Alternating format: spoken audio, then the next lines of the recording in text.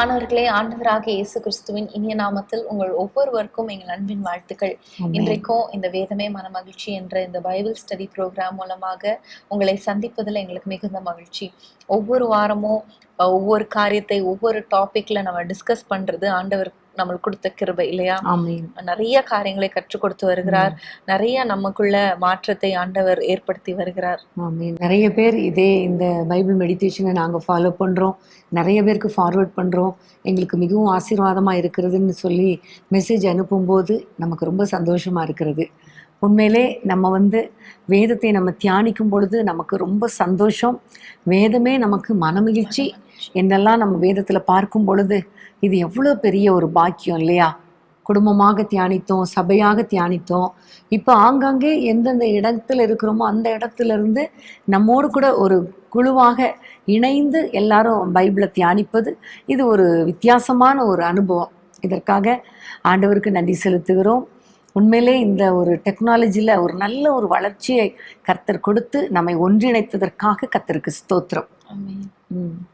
தொடர்ந்து நம்ம இன்னைக்கும் நம்ம தியானிக்க போறோம். அதுக்கு முன்பதாக ஒரு ஜெபத்தை செய்து நம்ம ஆரம்பிக்கலாம். ஓகே. ஸ்தோத்திரம் ஆண்டவரே, இந்த நல்ல வேலைக்காக ஸ்தோத்திரம் அப்பா. இன்றைக்கும் ஆண்டவரே, இந்த வாரமும் ஆண்டவரே வேதமே மனமகிழ்ச்சி மூலமாக எங்களுக்கு உங்களுடைய வேதத்தை தியானிக்கும்படி எங்களுக்கு கொடுக்கிற இந்த கிருபைக்காக ஸ்தோத்திரம் ஆண்டவரே. உமக்கு ஸ்தோத்திரம் ஆண்டவரே. ஆண்டவரே, உங்களுடைய வேதத்தை நாங்கள் வாசிக்காதபடிக்கு ஆண்டவரே எங்களுக்கு கிடைக்காதபடிக்கு அந்த ராக்காலம் வருவதற்கு முன்பதாக எங்களுக்கு இப்படிப்பட்ட சூழ்நிலைகளை இப்படிப்பட்ட ஆண்டவரே சிச்சுவேஷன்ஸை இப்படிப்பட்ட ஆப்பர்ச்சுனிட்டிஸை எங்களுக்கு ஏற்படுத்தி கொடுக்கறதற்காக ஸ்தோத்திரம் ஆண்டவரே. ஆண்டவரே, உங்களுடைய வசனம் பேதைகளையும் உணர்வுள்ளதாக்குகிறது என்ற வார்த்தையின்படி ஆண்டவரே எங்களை ஒவ்வொரு நாளும் உங்களுடைய வசனம் எங்களை உணர்த்தி ஆண்டவரை நடத்தி வருகிற உங்களுடைய கிருபைக்காக ஸ்தோத்திரம் ஆண்டவரே. இன்றைக்கும் ஆண்டவரே எங்கள் வாழ்க்கையில இருக்கிற ஆண்டவரே உமக்கு பிரியமில்லாத சுவாபங்களை எங்களுக்கு உணர்த்தும்படியாக நாங்கள் ஜெபிக்கிறோம் அப்பா. எங்களை முழுவதுமாக ஆண்டவரே உங்களுடைய பாதத்துல வைக்கிறோம், உங்களுடைய பாதபடி ஆக்குகிறோம் ஆண்டவரே. நீர் எங்களோடு பேசுங்க, நீர் எங்களோடு இடைப்படுவீராக என்று சொல்லி எங்களை முழுவதுமாக ஆண்டவரை ஒப்படைக்கிறோம். எங்களுடைய இருதயத்தின் கண்களை நீங்க திறந்தருளுங்கப்பா. உடைய வேதத்தின் அதிசயங்களை நீர் எங்களுக்கு காட்டுகிற கட்டளைகளை நீர் எங்களுக்கு வைத்திருக்கிற ஆசீர்வாதங்களை நாங்கள் பெற்றுக்கொள்ள அதன்படி நடக்க ஆண்டவரே எங்களுக்கு கிருபை தர வேண்டும் என்று நாங்கள் ஜெபிக்கிறோம். எங்களோடு பேசுவீராக இயேசுவின் நாமத்தில் பிதாவே, ஆமென். ஆமென். இன்னைக்கு நம்ம என்ன டாபிக்ல வேதத்தை தியானம் பண்ணலாம்? ஸோ ஏற்கனவே நம்ம ஆபிரகாமை குறித்து நம்ம தியானித்தோம். அந்த கேரக்டர் ஸ்டடி பண்ணோம். அவருடைய கேரக்டர்ஸ், குணநலங்கள், நல்ல குணநலங்களையும் நம்ம பார்த்தோம், வேண்டாத தீய குணநலங்களையும் நம்ம பார்த்தோம். அதே போல அவருடைய மனைவியாகிய சாராளை குறித்து நம்ம இன்னைக்கு தியானிக்கலாம். ஓகே. சாராள் உண்மையிலே ஒரு பிளெஸட் உமன் தான். அப்போ அதை நம்ம தியானிக்கும் போது நமக்கு மிகவும் ஆசீர்வாதமாக இருக்கும். ஸோ சாராளை பற்றி சில காரியங்களை நான் இப்போ சொல்றேன். சாராள் ஆபிரகாமோட மனைவி. சாராய் என்று அழைக்கப்பட்ட சாராயை ஆண்டவர் சாராள் என்று அவர்களுக்கு பெயர் மாற்றி ஜாதிகளுக்கு தாய் அப்படிங்கிற அந்த பெயரை கொடுத்தார். சாராளுக்கு 90வது வயதுல அவங்க ஈசாக்கை பெற்றெடுக்கும்படி ஆண்டவர் கிருபையை பாராட்டினார். ஸோ ஈசாக்கு சாராளுக்கும் ஆபிரகாமுக்கும் பிறந்த வாக்குத்தத்தம் பண்ணப்பட்ட அந்த பிள்ளை. ஆமென். 90 வயதுல ஒரு குழந்தை பெற்றெடுப்பது என்பது ஒரு சாதாரணமான காரியம் கிடையாது. உண்மையிலே அது ஒரு பெரிய ஒரு கர்த்தருடைய ஆசீர்வாதம் தான். கர்த்தருடைய பலனால தான் அவள் பெற்றெடுத்தாள். ஆமென். சாராளை குறித்து ஆதி ஆகமத்துல மாத்திரமல்ல, பல நிருபங்கள்ல புதிய ஏற்பாட்டிலையும் அப்போஸ்தலர்கள் அவர்களை குறித்து குறிப்பிட்டிருக்காங்க. ஆமென். சாராளை குறித்து மெயினா சொல்லப்பட்ட காரியம் என்னன்னா, எபிரேயர் 11ஆம் அதிகாரத்துல விசுவாசிகளுடைய பட்டியல்ல சாராளுடைய பெயர் இருக்கு. அதுதான் ரொம்ப முக்கியமான ஒரு காரியம். ஜென்ரலா சாராளை குறித்து சொல்ல வேண்டுமானால், அவளுக்கு 90 வயதுல குழந்தை பிறந்தது. 127 வயது வரைக்கும் அவள் உயிர் வாழ்ந்தாள் என்று வேதத்துல நம்ம பார்க்கிறோம். சாராளை 127ஆம் வயதுல அவங்க இறக்கும் போது மக்பேலால அவங்களை அடக்கம் பண்ணாங்கன்னு பார்த்தோம். அதே இடத்துலதான் ஆபிரகாமையும் ஈசாக்கையும் அதே இடத்துலதான் அவங்களும் அடக்கம் பண்ணப்பட்டார்கள். ஆமென். அங்கதான் ரெபேக்காள், அப்புறம் யாக்கோபுடைய மனைவி லேயாள் எல்லாருமே அங்கதான் அடக்கம் பண்ணப்பட்டார்கள். அது அவங்களுடைய ஃபேமிலி கல்லறை பூமி மாதிரி. சாராளை குறித்து முதலாக நம்ம பார்க்கிறோம் ஆதியாகமம் 11ஆம் அதிகாரத்துல. தேராகுடைய வம்ச வரலாறுல ஆபிரகாமுடைய மனைவி ஆகிய சாராள் என்று எழுதப்பட்டிருக்கிறது. 30ஆம் வசனத்துல அவளுக்கு பிள்ளை இல்லாதிருந்தது என்று எழுதப்பட்டிருக்கிறது. ஸோ 12ஆம் அதிகாரத்துக்கு வரும் பொழுது ஆண்டவர் ஆபிரகாமை அழைத்த அந்த சம்பவத்தை பார்க்கிறோம். அழைத்த சம்பவம் 12ஆம் அதிகாரத்தில் முதல் வசனத்திலிருந்து நீ எல்லாவற்றையும் விட்டு விட்டு வா என்று சொல்லும் பொழுது அழகா சாராள் ஆபிரகாமோடு கூட இணைந்து புறப்பட்டு போனதை நம்ம பார்க்கிறோம். ஆபிரகாம் கர்த்தருக்கு கீழ்ப்படிந்தார், சாராள் கணவனுக்கு கீழ்ப்படிந்து அவள் புறப்பட்டு போனதை பார்க்கிறோம். ஸோ சாராளுடைய ஒரு ஸ்பெஷல் காரியம் என்ன, ஒரு நல்ல ஒரு குறிப்பிடத்தக்க ஒரு குவாலிட்டி என்ன அப்படின்னு பார்த்தா, அவள் தன்னுடைய கணவனுக்கு கீழ்ப்படிந்தது மாத்திரமல்ல, கணவனோடு கூட அவனை பின்பற்றினதை நம்ம பார்க்கிறோம். இன்னைக்கு நிறைய மனைவிகள் இருக்கிறாங்க, கணவருக்கு கீழ்ப்படுகிறாங்க, ஆனால் எல்லாவற்றிலும் கீழ்ப்படுகிறது உண்மையிலே அது சாராளுடைய ஒரு ஸ்பெஷல் காரியம். இதை தான் 1 பேதுரு 3ஆம் அதிகாரத்தில் நம்ம பார்க்கிறோம். சாராள் ஆபிரகாமை ஆண்டவனே என்று சொல்லி கீழ்ப்படிந்தாள் என்று பார்க்கிறோம் இல்லையா? இன்னைக்கு மை லார்ட் அப்படின்னு கூப்பிடாட்டாலும், ஆண்டவரேன்னு கூப்பிடாட்டாலும், நான் அடிக்கடி சொல்லுவேன், பெயர் சொல்லியாவது கூப்பிடாம இருக்கலாமே என்று. இன்னைக்கு நிறைய பேர் தன்னுடைய கணவனுக்கு கீழ்ப்படுகிறதும் குறைவுபடுகிறது, கணவனை மதிக்கிறதும் கிடையாது. ஒரு ரெவரன்ஸ் கொடுக்கணும், ஒரு மரியாதை கொடுக்கணும், அதுவும் கொடுக்கறது இல்லை. ஆனால் இந்த சாராளை குறித்து பார்க்கும் பொழுது ரொம்ப அழகா 1 பேதுரு 3ஆம் அதிகாரம் 5ஆம் 6ஆம் வசனத்துல ஆண்டவனே என்று சொல்லி கீழ்ப்படிந்திருந்தாள், கீழ்ப்படிந்து தன்னை அலங்கரித்தாள் என்று எழுதப்பட்டிருக்கிறது. ஸோ இந்த உலகத்துல இருக்கிற அலங்கரிப்பு அப்படின்னா நம்ம பொண்ணு வெள்ளி, தலையை பின்னுதல், பவுடர் போடுதல், இப்படி இதுதான் நம்ம அலங்கரிப்புன்னு நினைக்கிறோம். ஆனால் அப்படி இல்லை. கணவனுக்கு கீழ்ப்படுகிறதே ஒரு அலங்காரம். ஒரு மனைவிக்கு உரிய அலங்காரம் என்றாலே அது தன்னுடைய கணவனுக்கு கீழ்ப்படுகிறது தான். கணவனை மரியாதையாய் வைத்திருப்பது தான் பெண்ணுக்குரிய, மனைவிக்குரிய ஒரு அலங்காரம். ஸோ இன்றைக்கு அன்பான தேவனுடைய பிள்ளைகளே, குறிப்பாக சகோதரிகளே, உங்களுடைய கணவரை நீங்கள் கண்டிப்பாக கனம் பண்ணணும், கணவருக்கு கீழ்ப்படியணும். அவர் எங்கே போகிறாரோ எல்லா இடத்திலும் நீங்கள் அவரை பின்பற்றும் பொழுது ஆண்டவர் உங்களையும் அளவில்லாமல் ஆசீர்வதிப்பார், உங்களுடைய குடும்பத்தையும் ஆசீர்வதிப்பார், உங்களுடைய சந்ததியை பெருக பண்ணுவார். ஆமேன். வேதத்தில் பார்க்கும் பொழுது நிறைய இடங்கள்ல ஆண்டவர் மனைவிகளுக்கு சில கட்டளைகளை கொடுக்கும் பொழுது கீழ்ப்படிதலை தான் ஃபர்ஸ்ட் ரொம்ப வலியுறுத்துகிறார். ஒரு வசனத்தை நம்ம வாசிக்கலாம். எபேசியர் 5:22.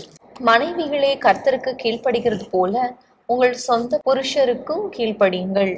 இதே வசனத்தை தான் கொலோசையர் 3:18 நம்ம பார்க்கிறோம். மனைவிகளே கர்த்தருக்கு ஏற்கும்படி உங்கள் புருஷருக்கு கீழ்ப்படியுங்கள். அப்ப இதுல இருந்து நம்ம பார்க்கிறோம், கர்த்தருடைய ஒரு முக்கியமான ஒரு கட்டளை கணவருக்கு கீழ்ப்படியணும். சாராள் கீழ்ப்படிந்தாள் என்று நம்ம பார்க்கிறோம். அதே வேளையில ஆதியாகமம் 1ஆம் அதிகாரத்துல நம்ம ஏவாளை குறித்து பார்க்கும் பொழுது அவள் ஆண்டவருக்கும் கீழ்ப்படியல. கண்டிப்பா ஆதாம் தான் சொல்லியிருக்கணும். ஏன்னா ஏவாள் உருவாக்கப்படுவதற்கு முன்பாகவே ஆண்டவர் இந்த கட்டளையை கொடுத்துட்டார், இந்த கனியை புசிக்க கூடாது என்று சொல்லி. அப்போ ஆண்டவருடைய கட்டளை ஆதாம் மூலமாக தான் மனைவியாகிய ஏவாளுக்கு கிடைத்தது. ஆனா அந்த ஏவாள் தன்னுடைய கணவனுடைய வார்த்தைக்கு கீழ்ப்படியாததுனால அவள் தோட்டத்தை விட்டும் துரத்தப்பட்டாள், அவளுடைய சந்ததிகளுக்கும் சாபங்கள் வந்தது என்று நம்ம பார்க்கிறோம். ஆபேல் மரித்து போனான், காயின் சாபத்துக்கு ஈடானான் என்று பார்க்கிறோம். ஸோ இந்த நாட்கள்ல அன்பான சகோதரிகளே, உங்களுடைய கணவருக்கு கர்த்தருக்கு ஏற்றபடி நீங்க கீழ்ப்படிய வேண்டும் என்று கர்த்தர் எதிர்பார்க்கிறார். அதே வேளையில மனைவிகள் கீழ்ப்படியணும்னு சொல்லும் பொழுது கணவர்களுக்கும் ஆண்டவர் சில ஆலோசனைகளை கொடுத்திருக்கிறார். அதையும் நம்ம பார்க்கணும். ஆண்டவர் சொல்கிறார், அதே எபேசியர் 5ஆம் அதிகாரம் கொலோசியர் 3ஆம் அதிகாரத்துல மனைவிகளுக்கு கட்டளை கொடுத்துட்டு உடனே ஆண்டவர் புருஷர்களுக்கு சொல்கிற காரியம் என்ன தெரியுமா? புருஷர்களே உங்கள் மனைவிகளில் அன்பு கூறுங்கள். ஆமேன். எப்பவுமே கணவர்கள் மனைவியினிடத்துல அன்பு கூர்ந்தால் மனைவிகளுக்கு கீழ்ப்படுகிறது ஈஸியா இருக்கும். அன்பில்லாத கணவனுக்கு கீழ்ப்படிய கொஞ்சம் கஷ்டமா தான் இருக்கும். ஆனா கர்த்தர் சொன்னதுனால தேவனுடைய வார்த்தைக்கு கீழ்ப்படியணும். ஆனா அதே வேளையில கணவர்களே, நீங்க உங்க மனைவியினிடத்துல அன்பா இருந்து பாருங்களேன், கண்டிப்பா உங்களுடைய மனைவிகள் உங்களுக்கு ரொம்ப ஈஸியா கீழ்ப்படிவாங்க. ஆபிரகாம் ஒரு நல்ல கணவனாக, ஒரு அன்பான கணவனாக தன்னுடைய மனைவியையும் அரவணைத்து செல்லுகிற அளவுக்கு இருந்ததுனாலதான் சாராளும் ஈஸியா அவனோடு கூட இணைந்து புறப்பட்டு போனதை பார்க்கிறோம். ஸோ உங்களுடைய வாழ்க்கையில இந்த சாராளை நீங்க ஃபாலோ பண்ணணும். அதே போல சகோதரர்கள் ஆபிரகாமையும் நீங்க ஃபாலோ பண்ணணும். அடுத்ததாக ஒரு அருமையான ஒரு கேரக்டரிஸ்டிக் ஆஃப் சாரா என்னன்னு பார்த்தோம்னா, நம்ம ஆதியாகமம் 18ஆம் அதிகாரத்துல பார்க்கிறோம். ஆபிரகாமை தேடி ஒரு 3 புருஷர்கள் வராங்க. அவங்களுக்காக ஆபிரகாம் போய் சொல்லுகிறார் தன்னுடைய மனைவிட்ட, 3 படி மாவை எடுத்து பிசைந்து, இதுல மெல்லிய மாவை எடுத்து பிசைந்து அப்பம் சுடுங்க அப்படின்னு சொல்லும்போது அவங்க உடனடியாக அது செய்றாங்க. சோ நல்ல ஒரு பண்பு இல்லையா? தமிழர் பண்பு கூட சொல்லுவாங்க, விருந்தோம்பல். சோ அந்த ஒரு கேரக்டரிஸ்டிக் உடையவங்களா இருந்தாங்க. இன்னைக்கு நிறைய பெண்கள் யாராவது வர்றாங்க அப்படின்னா, அதுவும் நிறைய பேர் வர்றாங்க, 3 படி மாவு சப்பாத்தி சுடணும், இல்லைன்னா ஏதாவது செய்யணும், தோசை சுடணும்னா எவ்வளோ பயப்படுறாங்க, எவ்வளோ கஷ்டப்படுறாங்க இல்லையா? இன்னைக்கு அதுவும் பார்த்தீங்கன்னா கணவனுடைய வீட்டார் வந்தால் ரொம்ப கஷ்டம், தன்னுடைய குடும்பத்தினர் வந்தால் எல்லாம் நல்லா செஞ்சிருவாங்க, கணவனுடைய வீட்டாரோ விருந்தாட்களோ வந்துட்டா அவ்வளோ கஷ்டம். ஆனால் இந்த சாராள் 3 படி மாவு எடுத்து அப்பங்களாக சுட சொன்ன உடனே ஒரு மறுப்பும் சொல்லாமல், ஏன் இவ்வளோ சுடணுமா, 3 பேர் தானே வராங்க, இவ்வளோ சாப்பிட போகிறாங்களா அப்படிலாம் ஒன்றுமே கேட்கல, எல்லாத்தையும் கீழ்ப்படிந்ததை நம்ம பார்க்குறோம்.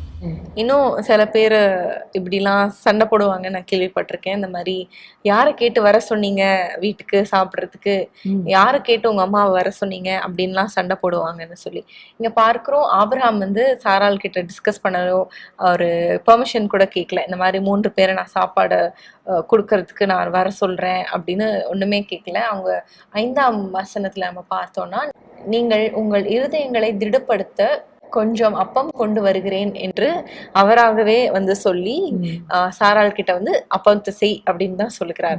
சோ அதையும் அவங்க வந்து உடனடியாக செய்கிறத நம்ம பார்க்கிறோம். ஏற்கனவே சாராளுக்குள்ள அந்த விருந்தோம்பல் குணம் இருந்ததுனாலதான் ஆபிரகாமால தைரியமா வாங்க சாப்பிட வாங்கன்னு கூப்பிட முடியுது இல்லையா? சாராளுடைய கேரக்டர் வித்தியாசமா இருந்துச்சுன்னா எங்க கூப்பிட போறாரு, மரத்தடியிலேயே உட்கார வச்சு அப்படியே அனுப்பியிருப்பாரு, இல்லைன்னா வேலைக்காரனை மட்டும் செய்ய சொல்லி அனுப்பியிருப்பாரு. ஸோ நல்ல ஒரு கேரக்டர் பார்க்குறோம் சாராள். அப்போ நிறைய நேரங்கள் பவுல் சொல்லும்போது, நீங்கள் எல்லாரும் நல்லா விருந்தோம்புங்க, அந்நியரை உபசரிக்க மறவாதீங்கள், இதனால் ஒரு சிலர் தேவதூதரையும் உபசரித்தது உண்டு என்று எழுதியிருக்கிறார். இங்கே கூட பார்த்தா இந்த 3 புருஷரும் சாதாரணமான புருஷர்கள் கிடையாது, தேவனால் அனுப்பப்பட்ட தூதர்கள். அதுதான் நம்ம அடுத்த அதிகாரத்தில் பார்க்கும் பொழுது அவர்கள் தூதர்கள் என்று சொல்லப்பட்டு இருக்கிறது.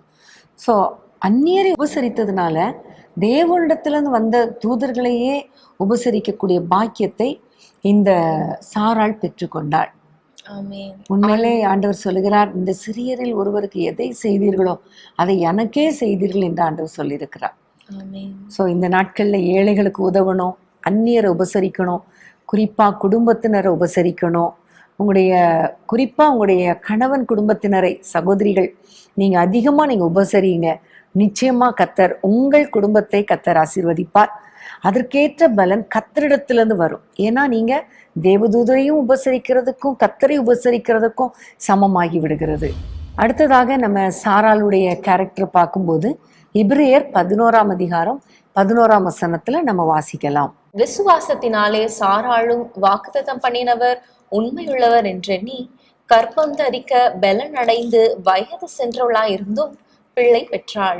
இந்த வசனத்துல நம்ம பார்க்கிறோம், ரொம்ப அழகாக சொல்லப்பட்டிருக்கிறது, விசுவாசத்தினாலே சாராளும். அப்போ சாராளுக்குள்ளே ஒரு விசுவாசம் இருந்துச்சு. ஆனா நீங்க கேட்கலாம், எங்க சாராளுக்கு விசுவாசம் இருந்துச்சு? அநேக ஜாதிகளுக்கு உன்னை ஆசீர்வதிப்பேன், தாயாக ஆசீர்வதிப்பேன், குறித்த காலத்துல உன்னிடத்தில் வரும் பொழுது நீ ஒரு குழந்தையை அணைத்து கொண்டிருப்பாய் என்று அந்த 3 தூதரும் சொல்லும் பொழுது சாராள் நகைத்தாள் அல்லவா என்று ஒருவேளை நீங்க நினைக்கலாம். உண்மைதான், அந்த நேரத்துல அவள் நகைத்தாள். ஏனென்றால் அவளுடைய சூழ்நிலையை அவள் பார்த்தாள். கற்பம் தரிக்க அவளுக்கு பலன் கிடையாது, வயது சென்றவள், ஸ்திரீகளுக்குள்ள வழிபாடு நின்று போயிற்று. இந்த சூழ்நிலையில எனக்கு ஒரு குழந்தை பிறக்குமா என்று அவள் சந்தேகப்பட்டது உண்மைதான். ஆனாலும் அவளுக்குள்ளே திரும்ப திரும்ப ஆண்டவர் சொன்ன பொழுதும், கணவனும் சொல்லி இருப்பார் இல்லையா, கர்த்தர் நிச்சயம் வாக்குத்தத்தம் பண்ணினவர், வாக்கு மாறாதவர் என்று சொல்லி சொல்லி அந்த சாராளை உற்சாகப்படுத்தினதின் விளைவு வேதம் சொல்லுகிறது, அவளுக்குள்ளே ஒரு விசுவாசம் வந்தது. அந்த விசுவாசம் அவளை கற்பம் தரிக்க பலன் அடைந்தாள் என்று நம்ம பார்க்கிறோம். ஸோ விசுவாசத்தினாலே ஒரு பலன் நமக்கு உண்டு. ஆமேன். நிறைய நேரங்கள்ல பலவீனமா இருக்கும், வேலை செஞ்சு.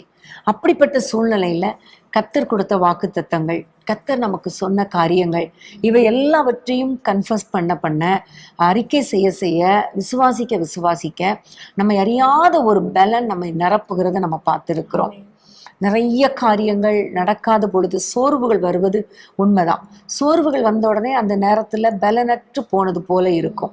ஆனா ஆண்டவருடைய வாக்கு தத்தங்களை நம்ம விசுவாசிக்கும் பொழுது, உரிமை பாராட்டும் பொழுது, அதை சொந்தமாக்கி கொள்ளும் பொழுது நம்ம எரியாத ஒரு பலன் நமக்குள்ளே இறங்கி வருகிறது. அதுதான் இந்த வசனம் சொல்லுகிறது. விசுவாசத்தினாலே சாராளும் வாக்குத்தத்தம் பண்ணினவர் உண்மை உள்ளவர் என்று எண்ணி, அவ இருதயத்துல என்றா, வாக்குத்தத்தம் பண்ணினவர் நிச்சயமா அற்புதங்களை செய்வார் என்று எண்ணி விசுவாசித்து கற்பம் தரிக்க பலனடைந்தாள். ஆமேன். அது மாத்திரமல்ல, ஒரு குழந்தையை அவள் பெற்றெடுத்தாள் 90 வயதுல. அதற்கு காரணம் அவளுக்குள்ள கிரியை செய்த விசுவாசம். சாராளுடைய விசுவாச வாழ்க்கையை பார்த்தா ரொம்ப ஒரு பெர்ஃபெக்டான ஒரு விசுவாச வாழ்க்கை கிடையாது இல்லையா? டவுட் பண்றாங்க, நகைக்கிறாங்க, இன்னும் ஆகாரை அவங்களுடைய வாழ்க்கையில கொண்டு வராங்க. ஆனாலும் கடைசி வரைக்கும் அவங்க ஆண்டவரை முழுமையா விட்டு விடல. திரும்ப அவங்களுக்கு நிறைய ஸ்ட்ரகிள்ஸ், அந்த விசுவாச அந்த வாழ்க்கையில நிறைய பரீட்சைகள், போராட்டங்கள் வந்தாலும் கடைசியில அந்த கோல் அவங்க அடைஞ்சிடுறாங்க. ஆண்டவர் வைத்த அந்த அந்த ஆசீர்வாதத்தை அவங்க சுதந்திரித்துக் கொள்கிறாங்க. ஸோ உங்க வாழ்க்கையில கூட அநேக நேரங்கள்ல ரொம்ப கஷ்டமா இருக்கிற சூழ்நிலையா இருக்கலாம். ஆண்டவரை நீங்க ஒருவேளை மறுதளிச்சிருக்கலாம், நீங்க நெகட்டிவான வேர்ட்ஸ் நீங்க பேசியிருக்கலாம், இதெல்லாம் நடக்காது அப்படிங்கிற ஒரு கன்க்ளூஷனுக்கு வந்திருக்கலாம். ஆனா இட்ஸ் நெவர் டூ லேட். திரும்பவும் ஆண்டவர் எனக்காக செய்வார் என்ற அந்த விசுவாசத்தோடு நீங்க எழும்பும் போது, காரியங்களை நீங்க செய்யும் போது நிச்சயமாக காரியங்களை ஆண்டவர் வாய்க்க பண்ணுவார். முதல்ல ஆண்டவர் உங்களுக்கு கொடுத்த வாக்கு தத்தங்களை பிடித்து கொள்ளுங்க. நிறைய வாக்கு தத்தங்களை உங்களுக்கு கொடுத்திருக்கிறார். ஆனா சூழ்நிலைகள் ஒருவேளை வித்தியாசமா இருக்கலாம். வயதாகி கொண்டே போகிறதே, நிறைய காரியங்கள், இதெல்லாம் எப்படி நடக்கும், இனிமே எப்படி எனக்கு வேலை கிடைக்கும், என்னுடைய வயது அந்த கரெக்டான அந்த ஏஜ் லிமிட் தாண்டி போய்விட்டதே, வேலை கிடைக்குமா, குழந்தை பிறக்குமா, திருமணம் நடக்குமா, இப்படியெல்லாம் பல சந்தேகங்கள் வரலாம். சூழ்நிலைகள் கம்ப்ளீட்டா வித்தியாசமா இருக்கலாம். ஆனா ஒன்னே ஒன்று மறந்துடாதீங்க, வாக்குத்தத்தம் பண்ணினவர் உண்மை உள்ளவர் என்று எண்ணி அந்த வாக்குத்தத்தங்களை விசுவாசித்து அதை அறிக்கை செய்து அதை உரிமையாக்கி கொள்ளும் பொழுது கண்டிப்பா அற்புதங்களை நீங்கள் சுதந்திரிப்பீங்க. ஆமென். ஞாபகத்துக்கு வருது, சின்ன வயசுல இருந்து நம்ம பார்த்தோம்னா ஒரு வீடு படம் வரைவோம் இல்லையா, பிளான் மாதிரி வரைவோம். வரைஞ்சி இதெல்லாம் எல்லாம் போட்டு பிளான் வரைஞ்சி வச்சு அதுல கை வச்சு நம்ம ஜோம் பண்ணியிருக்கோம். நம்ம 4 பேருமே அதை வச்சு ஜோம் பண்ணியிருக்கிறது எனக்கு இப்போ ஞாபகத்துக்கு வருது. சின்ன வயசுலேருந்து அடிக்கடி நம்ம ஞாபகமாக ஜோம் பண்ணோம். ஒருவேளை அது தாமதித்தாலும் கர்த்தர் நிச்சயமா ஏற்ற நேரத்தில் அற்புதங்களை செய்வார். ஒருவேளை நீங்கள் கூட இப்படி ஒரு வேளை, ஆண்டவரே எங்களுக்கு இந்தந்த ஆசீர்வாதங்கள் வேண்டும் என்று பல நாட்களாக ஜெபம் பண்ணி கொண்டே இருக்கலாம். ஆன்லைன் ப்ரேயரில் சகோதரர் சொல்லுவாங்க இல்லையா, பேப்பரில் எழுதி வச்சு ஜோம் பண்ணுங்க. ஒரு சில டைமில் சில சமயங்களில் நம்ம சோர்ந்து போவோம் இல்லையா, எத்தனை முறை எழுதி வைக்கிறது, இன்னும் நடக்கலையே, ஒவ்வொரு வாரமும் தாண்டி போகுதே. அதே வேளையில் நிறைய பேர் சாட்சிகள் சொல்லுவாங்க, எங்களுக்கு இது நடந்துருச்சு, எழுதி வச்சு ஜெபம் பண்ணோம், அது நடந்துருச்சுன்னு சொல்லிட்டு. அதனால் நீங்கள் ஒருவேளை சோர்ந்து போயிருந்தாலும் நீங்கள் சோர்ந்து போகாதீங்க. விசுவாசத்தில் இன்னும் கொஞ்சம் ஸ்ட்ராங்காக இருங்க. நிச்சயமாக நீங்கள் எழுதி வச்ச காரியங்கள், உங்களுடைய மன விருப்பங்கள், உங்களுடைய ஆசைகள் எல்லாவற்றையும் நம்ம ஆண்டவர் நிறைவேற்றுவார். ஆமென். ஸோ அடுத்ததாக ஒரு அற்புதமான ஒரு குணநலம் என்னன்னு பாத்தீங்கன்னா, சாராள் ஆண்டவரை மகிமைப்படுத்துறாங்க. அந்த காரியத்தை நம்ம 21ஆம் அதிகாரம் 6ஆம் வசனத்துல வாசிக்கலாம். அப்பொழுது சாராள், தேவன் என்னை நகைக்க பண்ணினார், இதை கேட்கிற யாவரும் என்னோட கூட நகைப்பார்கள். இங்க நம்ம பார்க்கிறோம், ஆண்டவர் சொல்ற காரியத்தை பார்த்து நகைத்த சாராளை ஆண்டவர் என்னை நகைக்க பண்ணியிருக்கிறார் அப்படின்னு சொல்லி ஆண்டவருக்கு மகிமை செலுத்துகிற ஒரு ஸ்திரீயாக நம்ம பார்க்கிறோம். ஆண்டவர் அவங்களுக்கு அந்த ஆசீர்வாதத்தை, வாக்கு பண்ணின அந்த ஆசீர்வாதத்தை அவங்க வாழ்க்கையில கொடுக்கும் போது இப்படிப்பட்ட ஒரு வார்த்தையை சொல்லுகிறாங்க. இதே மாதிரிதான் அன்னாள் கூட சாமுவேல் பிறக்கும் போது ஆண்டவரை மகிமைப்படுத்துகிற ஒரு ஸ்திரீயாக காணப்பட்டாங்க. சோ அவங்களுடைய ஆசீர்வாதங்கள்ல, அவங்களுடைய உயர்வான நேரங்கள்ல அந்த உயர்வு ஆண்டவருக்கு, அந்த மகிமை ஆண்டவருக்கு அப்படின்னு ஆண்டவரை உயர்த்துகிற ஒரு ஒரு அருமையான ஒரு கேரக்டரை பார்க்கிறோம். ஆமென். மரியாள் கூட என் ஆத்துமா கர்த்தரை மகிமைப்படுத்துகிறது என்று சொல்லி ஆண்டவரை மகிமைப்படுத்தினதை நம்ம பார்க்கிறோம். ஆனா நிறைய பெண்கள் இந்த நாட்கள்ல பார்த்தா ஆண்டவர் ஒரு ஆசீர்வாதத்தை கொடுக்கும் பொழுது, ஆண்டவர் எனக்கு அற்புதங்களை செய்தார், ஆண்டவர் என்னை மகிழ பண்ணினார் அப்படின்னு சொல்றதுக்கு பதிலா, நான் கட்டின வீடு என்னுடைய பிரயாசத்தினால, என்னுடைய ஜெபத்தினால, என்னுடைய உபவாசத்தினால, என்னுடைய குடும்பத்தினால, என்னுடைய உழைப்பினால, என்னுடைய பணத்தினால, இப்படி தன்னையே பெருமை பாராட்டுறதை நம்ம பார்க்கிறோம். நிறைய பேர், இன்னைக்கு நான் நிறைய பேர் பார்த்துருக்கிறேன். ஆனா ஒரே ஒரு காரியம், ஆண்டவரை எப்பொழுதுமே நம்ம மகிமைப்படுத்தணும். ஏன்னா ஆண்டவர் சொல்லுகிறார், என்னை கனம் பண்ணுகிறவனை நானும் கனம் பண்ணுவேன். ஆமென். அப்ப ஆண்டவரை நம்ம கனம் பண்ண ஆண்டவர் நம்மளை உயர்த்திட்டே போவார்.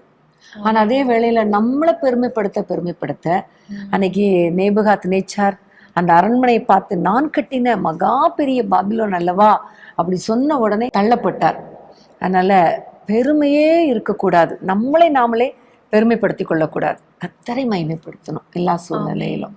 பிரியமானவர்களே, இன்றைக்கும் ஆபிரகாமுடைய மனைவி ஆகிய சாராளை குறித்து நம்ம பார்த்து கொண்டிருக்கிறோம். இவ்வளவு நேரம் சாராளுடைய நல்ல குணங்களை பார்த்தோம். அடுத்ததாக சாராளிடம் இருந்த தேவையில்லாத குணங்கள், தீய குணங்கள் என்னென்ன இருந்தது அப்படிங்கிறத நம்ம தொடர்ந்து தியானிக்கலாம். அதற்கு முன்பதாக ஒரு சிறிய இடைவேளை.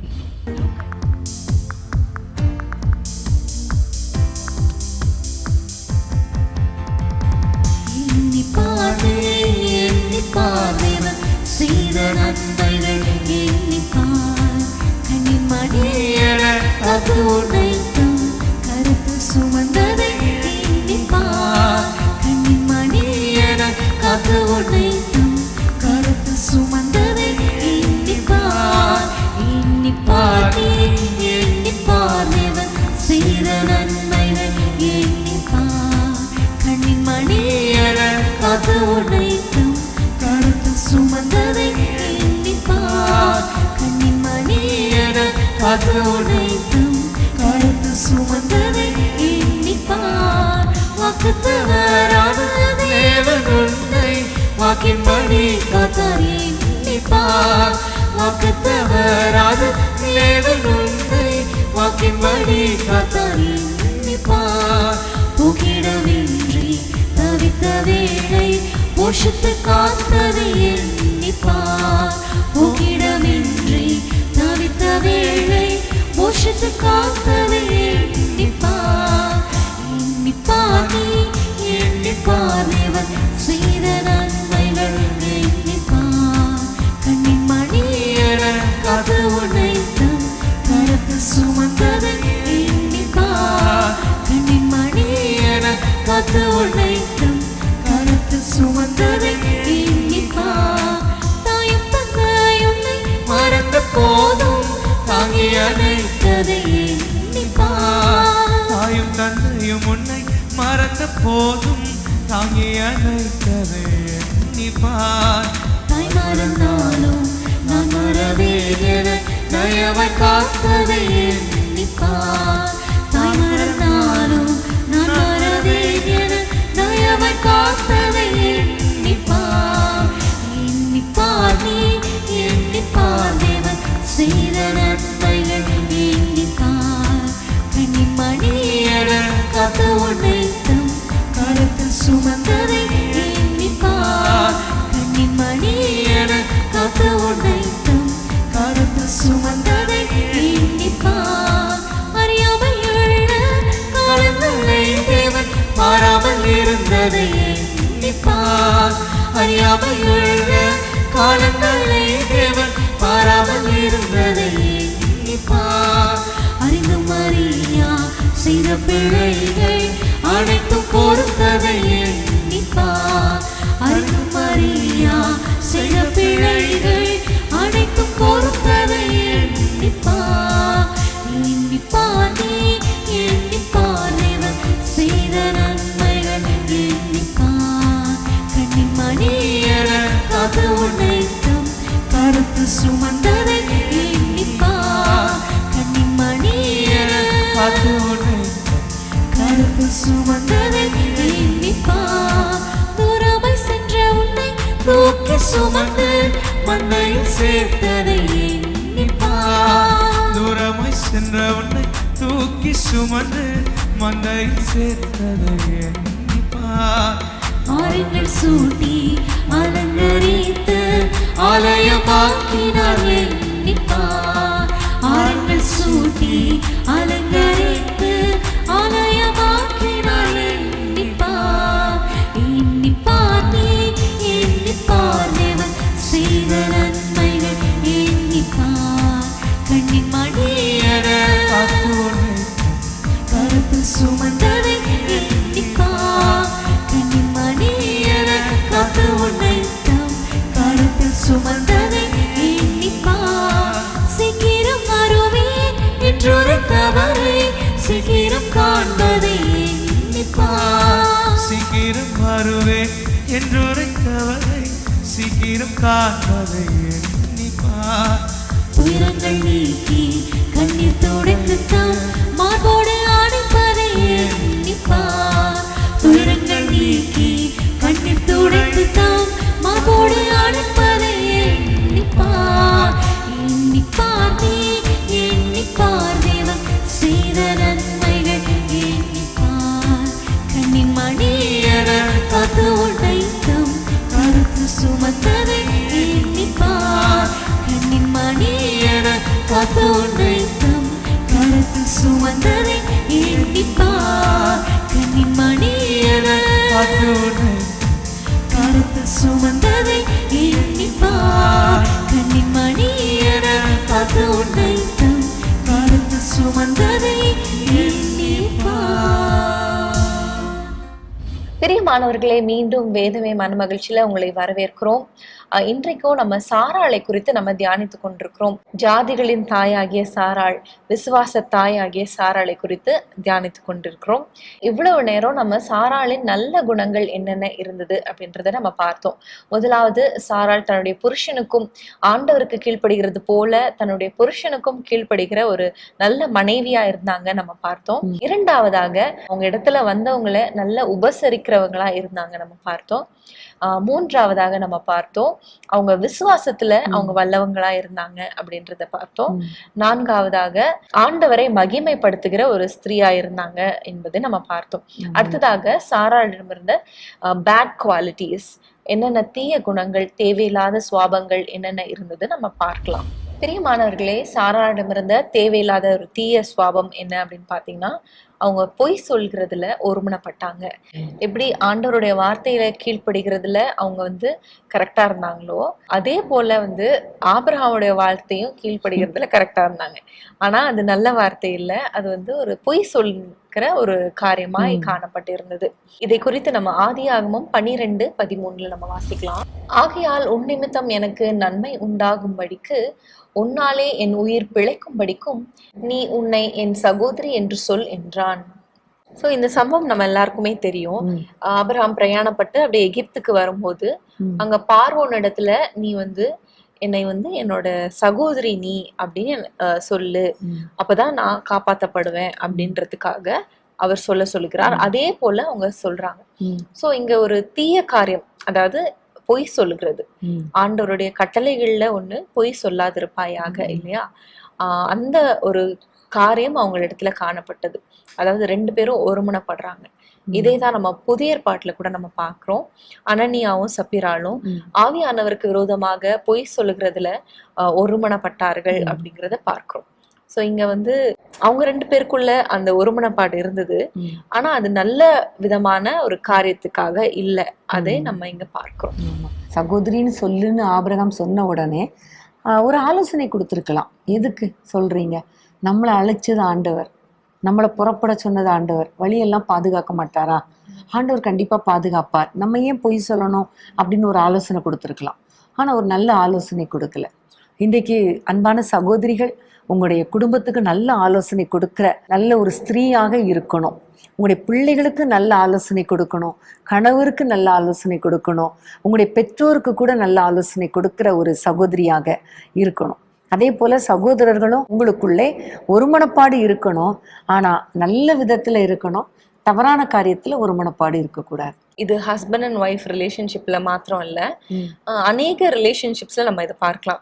உதாரணத்துக்கு ஒரு பிரதர் சிஸ்டர் ரிலேஷன்ஷிப்ல கூட இது அம்மா கிட்ட சொல்லிடாத, இது அப்பா கிட்ட சொல்லிடாத அப்படின்னு சொல்லி அவங்களுடைய காரியங்களை அவங்க பேரண்ட்ஸ் கிட்ட இருந்து மறைக்கிற அந்த ஒரு மனப்பாடை கூட நம்ம பார்த்துருக்குறோம்.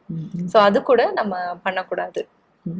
ஆண்டவருக்கு நம்ம பயந்து உண்மை உள்ளவர்களாக இருக்கும்போது கர்த்தருடைய ஆசீர்வாதம் வரும். பிரியமானவர்களே, அடுத்ததாக நம்ம சாராளுடைய வாழ்க்கையில பார்க்கிற தேவையில்லாத ஒரு ஸ்பாவம் ஆதியாகமம் 16:2 சாராய் ஆபிராமை நோக்கி, நான் பிள்ளை பெறாதபடிக்கு கர்த்தர் என் கர்ப்பத்தை அடைத்திருக்கிறார். என் அடிமை பெண்ணோடே சேரும், ஒருவேளை அவளால் என் வீடு கட்டப்படும் என்றாள். சாராயின் வார்த்தைக்கு ஆபிரகாம் செவி கொடுத்தான். பிரியமானவர்களே, இந்த வசனத்துல நம்ம பார்க்கிறோம், சாராள் அடிமை பெண்ணோட சேரும், அப்பொழுது ஆண்டவர் ஒரு குமாரனை கொடுப்பார் என்று சொல்லுகிறாள். அவள் சொல்லுகிற ஒரு வார்த்தையை பாருங்களேன், தேவன் என் கற்பத்தை அடைத்து வைத்திருக்கிறார். அப்போ அவளுக்கு தெரியுது, தேவன் கற்பத்தை அடைத்து வைத்திருந்தார்னா அதை திறக்கவும் அவரால் முடியும் என்பது தெரிஞ்சிருக்கணும். அதே வேளையில ஆண்டவர் கொடுத்த வாக்குத்தத்தம், சாராளாலே உன்னுடைய வீடு கட்டப்படும், உனக்கு ஒரு குமாரனை கொடுப்பேன் என்றெல்லாம் சொல்லி இருக்கிறாரே. அப்ப ஆகார் இங்க இல்லை. ஆனா இவள் தவறுதலாக தேவ சித்தத்தை அறிந்து கொள்ளாமல் புரிந்து கொள்ளாமல் அவள் கிரியை செய்கிறத நம்ம பார்க்கிறோம். அநேக நேரங்கள்ல ஆண்டவர் நமக்கு வாக்கு கொடுத்திருப்பார், அநேக நேரங்கள்ல நமக்கென்று ஒரு குறிப்பிட்ட தரிசனத்தை வைத்திருப்பார்.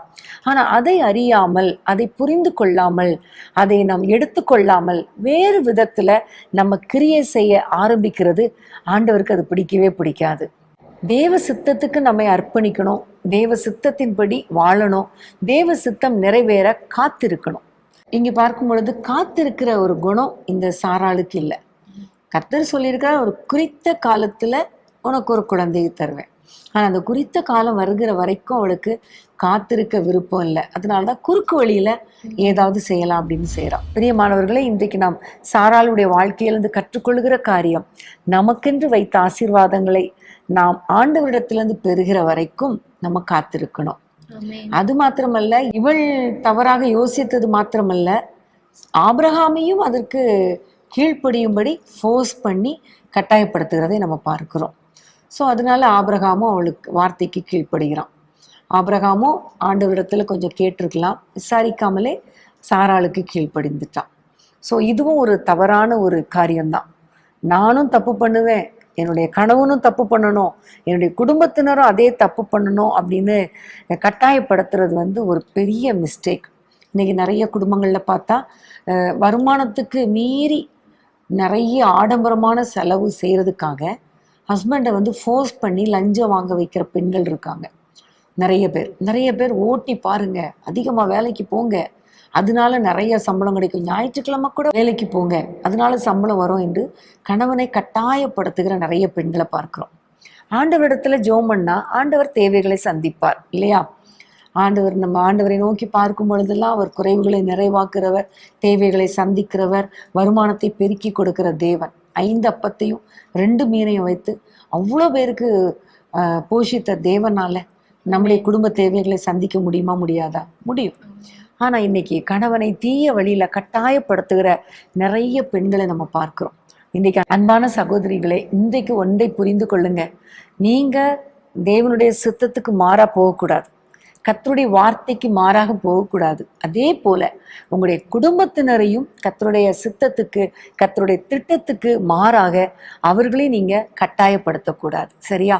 இந்த காரியத்துல நீங்க சாராளை போல இருக்கவே கூடாது என்பதை அன்போடு கூறிக்கொள்கிறேன். இதுதான் ஏவாளும் இதே தப்பு தான் செஞ்சா.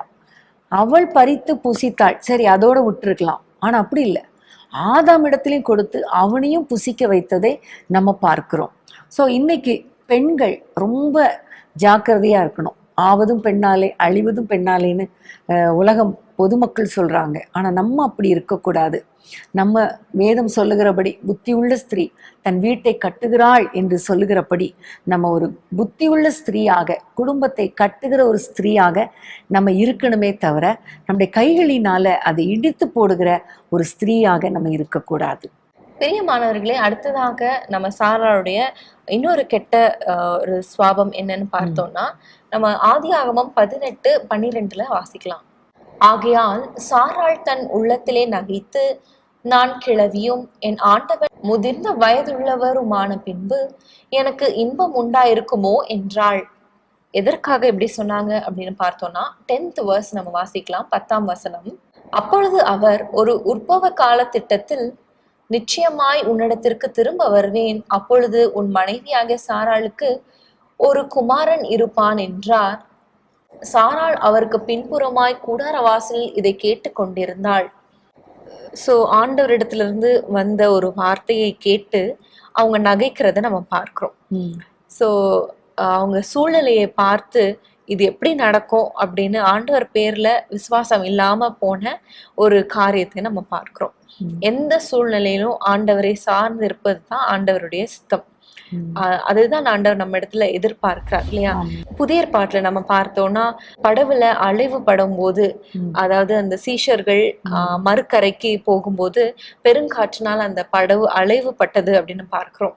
அந்த அலைவு பட்ட சூழ்நிலையில அவங்க பயந்து போனதுனால, ஐயோ நம்ம அழிந்து போகிறோமே அப்படின்னு சொல்லி அவங்க பயந்து போனதுனால அவங்க ஆண்டவர்கிட்ட கேட்கிறாங்க, ஆண்டவரே பாருங்க, எழுப்பி பாருங்க அப்படின்னு சொல்லும்போது ஆண்டவர் சொல்லுகிறார், அற்ப விசுவாசிகளே, ஏன் உங்களுக்கு விசுவாசம் இல்லாம போயிற்று அப்படின்னு கேட்கிறார். சோ எவ்வளவு சிச்சுவேஷன் எவ்வளவு கிரிட்டிக்கலா இருந்தாலும் அதுல விசுவாசிக்கணும் அப்படிங்கிறது தான் ஆண்டவர் நம்ம இடத்துல எதிர்பார்க்கிறது. அதை இங்க சாராள் இடத்துல நம்ம பார்க்க முடியல. ஏற்கனவே வாக்குத்தத்தம் கொடுத்துதான் ஆண்டவர் புறப்பட்டு வருகிறார். திரும்ப திரும்ப வாக்குத்தத்தங்களை கொடுக்கிறார். அப்ப 2 பேரும் கூட தான் இருக்கிறாங்க. ஆனா இவனுக்குள்ள அந்த விசுவாசம் இல்லை. நகைத்தாள்னு சொல்லும்போது புதிய ஏற்பாட்டில் இன்னொரு சம்பவம் எனக்கு ஞாபகத்துக்கு வருது. ஒரு சிறு பெண்ணை எழுப்புவதற்காக, மரித்து போன ஒரு சிறு பெண்ணை உயிரோடு எழுப்புவதற்காக ஆண்டவர் அது வீட்டுக்கு போகும்போது எல்லாரும் கூடியிருந்தாங்க. அவங்கள பார்த்து சொல்றாரு, அழாதீங்க, இவள் நித்திரையா இருக்கிறாள் என்று சொன்ன உடனே எல்லாரும் நகைத்தார்கள் என்று பார்க்கிறோம். ஆண்டவர் சொல்கிறார், நித்திரையா இருக்கிறாள் அப்படின்னா தூங்கிட்டு தான் இருக்கிறா, அவ ஒன்றும் மறிக்கலைன்னு சொல்றாரு. ஆனா அந்த வார்த்தையை விசுவாசிக்காததுனால எல்லாரும் சிரிச்சாங்க.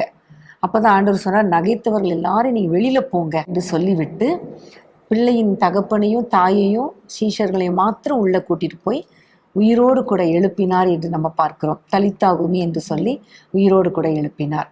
அப்போ அநேக நேரங்கள்ல ஆண்டவர் அற்புதம் செய்வார், அது தெரியும்.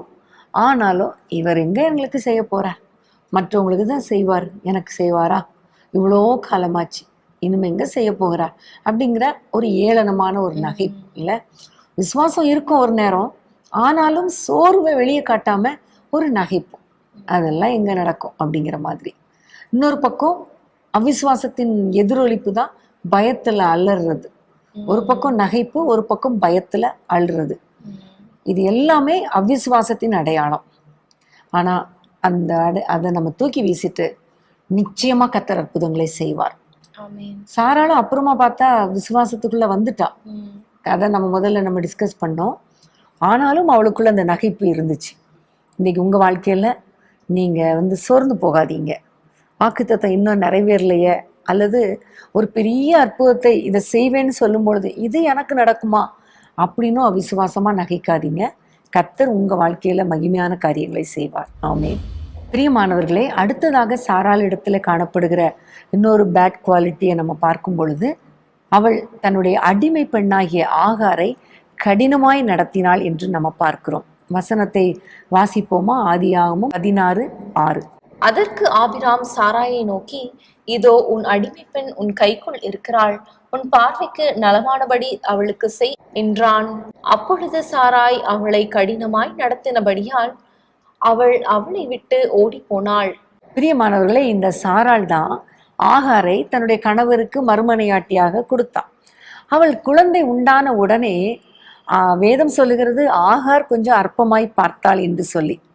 இதனால சாராளுக்கு ரொம்ப கோபம் கடினமாய் நடத்தினதை பார்க்கிறோம். என்ன ஆனாலும் இவ்வளோ கடினமாக நடத்தியிருக்க கூடாது இல்லையா? ஒரு பணிப்பெண்ணை, தன்னிடத்தில் வேலை பார்த்த ஒரு பெண்ணை, அதுவும் அவள் ஒரு கர்ப்பிணி பெண், அவளை கடினமாக நடத்தியிருக்க கூடாது. இன்னும் பார்த்தா இதை விட ஒரு முக்கியமான காரியம் இன்னும் பார்க்கும் பொழுது ஆதியாகமம் 21ஆம் அதிகாரத்தில் நம்ம அதை வாசிக்கிறோம். 21:10 வாசிப்போமா? ஆபிரகாமை நோக்கி, இந்த அடிமை பெண்ணையும் அவள் மகனையும் புறம்பே தள்ளும். இந்த அடிமை பெண்ணின் மகன் என் குமாரனாகிய ஈசாக்கோடு சுதந்திரவாளியா இருப்பதில்லை என்றாள். இந்த இந்த இடத்துலையும் பார்க்கிறோம், குழந்தை பிறந்த பிறகு ஈசாக்குக்கும் இஸ்மவேலுக்கும் கொஞ்சம் பிரச்சனைகள் மாதிரி வருகிறது. அந்த நேரத்துல திரும்பவும் சாராள் சொல்றா, இவளை வெளியே தள்ளிருங்க அப்படின்னு சொல்லி அனுப்பி விடுறத நம்ம பார்க்கிறோம். ஸோ இந்த இடத்துல ரொம்ப ஒரு கடினமான ஒரு இருதயமுடைய சாராளை நம்ம பார்க்கிறோம். வயதானவள், ஒரு தாய் ஸ்தானத்தில் இருக்க வேண்டிய ஒரு சாராள் கடினமாய் நடத்துகிறத பார்க்கிறோம். முதல்ல கர்ப்பிணியாக இருக்கும் பொழுதும் கடினமாக நடத்தினான். இப்போ ஒரு குழந்தை வைத்து கொண்டு இருக்கிறான், எங்கே போவான்? இவள் தான் இதுக்கு எல்லாத்துக்குமே காரணம். ஆனால் இவளே ஆகார வெளியே போன்னு தள்ளுறது ரொம்ப கஷ்டமான ஒரு சுபாவம். இன்னும் நிறைய குடும்பங்களில் பார்த்தீங்கன்னா வேலைக்காரங்களை ரொம்ப கடினமாக நடத்துகிற பெண்களையும் பார்க்குறோம், சகோதரர்களையும் பார்க்குறோம். ஆண்டவர் ஒரு நாளும் இதை விரும்புகிறதே கிடையாது. ஏனென்றால் வேலைக்காரங்களை கர்த்தர் நமக்கு கொடுக்குறார், ஓகே, ஆனால் அவங்களும் ஒரு மனிதர்கள் தானே, அவங்கள அடிமைகள் கிடையாதே. ஏதோ அவங்க வறுமை நிமித்தம் நம்ம வீட்டில் வேலை செய்கிறாங்களே தவிர அவங்களுக்கும் ஒரு மனசுன்னு ஒன்று இருக்குது, அவங்களுக்கும் குடும்பம்னு ஒன்று இருக்குது, அவங்களுக்கும் தன்மானம்னு ஒன்று இருக்குது. ஸோ ரொம்ப வேதனைப்படுத்தக்கூடாது. வேதத்தில் நீதிமொழிகள் 31 அதிகாரத்தில் ஒரு குணசாலியான ஸ்திரியை குறித்து சொல்லும் பொழுது ஆண்டவர் அழகாய் சொல்லுகிறார், தன்னுடைய வேலைக்காரிகளுக்கு படி அளக்கிறாள். அப்போது நம்மள படி அளக்கிற ஒரு குணசாலியான ஸ்திரீகளாக இருக்கணும். அதே மாதிரி ஆண்டவர் சொல்கிறார், வேலைக்காரருடைய கூலி சாயங்காலம் வரைக்கும் உன் கையில் இருக்கக்கூடாதுன்னு சொல்கிறார். அநேகர் சம்பளம் கூட சரியாக கொடுக்கறது இல்லை, அடுத்த வாரம் தர்றேன், அதுக்கு அடுத்த வாரம் தர்றேன் அப்படின்னு தள்ளிகிட்டே போகிறது. இப்போது அவங்க என்ன செய்வாங்க? இந்த சம்பளத்தை நம்பி தான் வீட்டு வாடகை, சாப்பாடு எல்லாமே அவங்க வச்சுருக்காங்க, அவங்க இருக்காங்க. இப்படிப்பட்ட சூழ்நிலையில் வேலைக்காரருடைய சம்பளத்தை கரெக்டாக கொடுத்துடணும். அவங்களுடைய சம்பளம் ஒரு நாள் கூட எக்ஸ்ட்ராவாக நம்ம கையில் இருக்கக்கூடாது. அதே வேளையில் நம்மால் என்ற அளவுக்கு வேலை செய்கிறவங்களுக்கு ஹெல்ப் பண்ணணும். நீ அப்படி ஹெல்ப் பண்ணும்போது கண்டிப்பாக ஆண்டவர் உங்கள் குடும்பத்தை கர்த்தர் ஆசீர்வதிப்பார். ஒரு நாள் உங்களுக்கு குறைவே இருக்காது. ஆமேன். அதே வேளையில் நீங்கள் கடினமாக நடத்துனீங்கன்னா கண்டிப்பாக ஆண்டவர் அதை பார்த்து அவங்க திக்கற்றவங்க, சிறுமைப்பட்டவங்க, ஏழைகள், அவங்க கண்ணீர் வடிக்கும் பொழுது அந்த கண்ணீரை கர்த்தர் பார்த்து அதுக்குரிய காரியங்களை நம்மிடத்துல கேட்பார், கணக்கு கேட்பார். அதனால ரொம்ப கேர்ஃபுல்லாக இருக்கணும். இந்த சாராளை போல இப்படி கடினமாக நம்ம யாரையுமே நடத்தக்கூடாது. ஆமேன். இந்த நேரத்தில் இன்னொரு காரியத்தை சொல்ல விரும்புகிறேன். கடினமாய் நடத்தினாள் அப்படிங்கிற ஒரு வேர்டு கொஞ்சம் யோசித்து பாருங்க. உங்களுடைய ஸ்பாவத்தை கொஞ்சம் யோசித்து பாருங்க. நான் முதல்ல சொன்னேன் வேலைக்காரர்கள், வேலை செய்கிறவங்களை அப்படின்னு சொன்னேன். அதே வேளையில் அநேக பெண்கள் தன்னுடைய மாமியாரை கடினமாக நடத்துகிறாங்க. நிறைய மாமியார் மருமகளை கடினமாக நடத்துகிறாங்க. நிறைய பேர் தன்னுடைய கணவனை கடினமாக நடத்துகிறாங்க. நிறைய கணவர்கள் மனைவிகளை கடினமாக நடத்துகிறாங்க இல்லையா? சிலர் பெற்றோரை கடினமாக நடத்துகிறாங்க, சிலர் பிள்ளைகளை கடினமாக நடத்துகிறாங்க. இன்றைக்கி இந்த ஸ்பாவத்திலிருந்து ஒரு விடுதலை தாரும் ஆண்டவரே என்று கேட்கணும். கடினமாய் நான் நடத்த மாட்டேன், கடினமாய் பேச மாட்டேன். அப்போது இன்றைக்கு நம்ம இந்த சாராளிடத்திலிருந்து கற்றுக்கொள்கிற காரியம், கடினமாய் யாரையும் நம்ம நடத்தக்கூடாது. ஆமென். கர்த்தருக்கு ஸ்தோத்திரம்.